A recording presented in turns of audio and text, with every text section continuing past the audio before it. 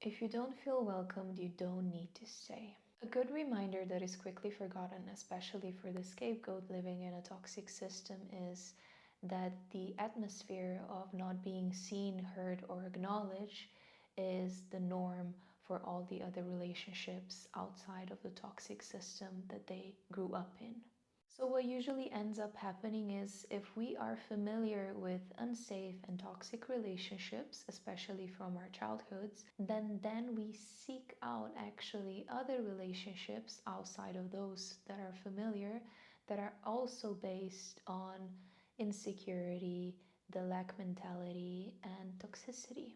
And the scapegoat usually does this because there is hope there that in other relationships that they can get their needs met and finally be recognized for who they truly are, a good-hearted person that just wants to be loved, accepted, and acknowledged. So this unconscious motive makes us stay in relationships that are toxic for far too long because of the conditioning and hope that the new relationship will be the one that we can change ourselves and the person with us, and to finally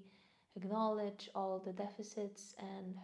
pain that we experienced in the toxic system. But what in actuality will help us break the toxic cycle of relational patterns is for us to allow ourselves, if we do not feel welcomed, seen, and heard,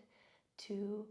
get out of those relationships or to put some boundaries there and to not show up fully emotionally vulnerable. So we cannot change the toxicity in others or in other systems, but we can start with changing our toxic attachment